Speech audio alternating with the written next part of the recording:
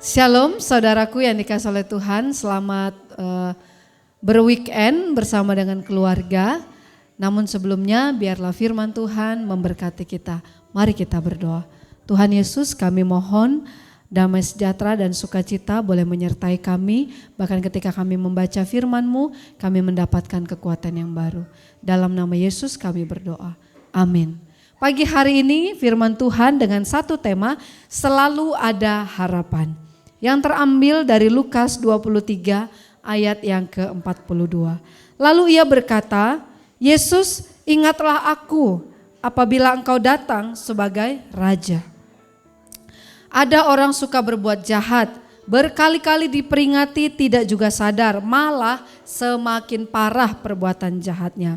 Tampaknya tidak ada lagi harapan orang itu bertobat. Ada yang bersikeras tidak mau menerima Yesus sebagai Tuhan dan Juru Selamat. Sudah banyak orang menginjilinya, bahkan menasehatinya, tetapi ia malah menghujat Tuhan Yesus. Tampaknya tidak ada lagi harapan untuk orang itu. Tampaknya orang itu memang patut ada di dalam kebinasaan.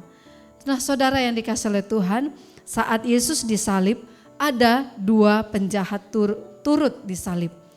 Namanya penjahat, sudah pasti perbuatan mereka jahat. Ya Bapak Ibu, sampai jatuh hukuman mati atas diri mereka. Itu berarti perbuatannya sudah tidak bisa didisiplin atau dihukum dengan hukuman apapun.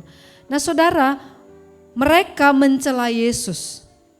Mereka orang jahat dan ketika disalib pun mereka tetap jahat.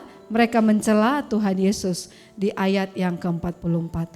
Namun tiba-tiba seorang dari penjahat itu bertobat.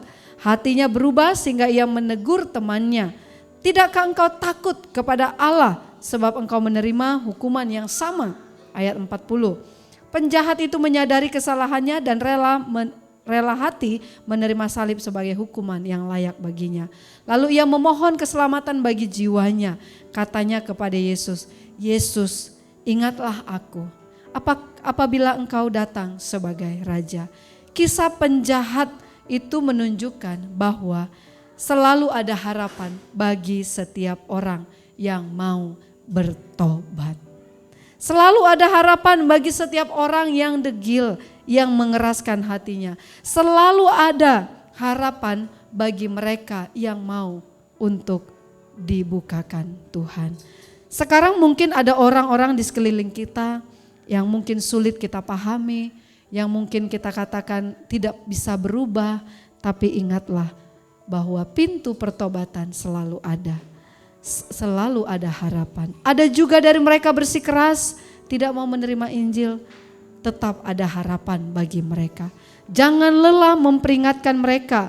Jangan pula berbicara tentang Yesus kepada mereka dengan kasar, tapi biarlah kasih Kristus menjadi balutan yang paling penting bagi hidup mereka. Yakinilah suatu hari mereka bertobat. Yakinilah suatu hari mereka mengalami pemulihan. Yakinilah suatu hari mereka akan menerima Tuhan Yesus sebagai Tuhan dan Juru Selamat.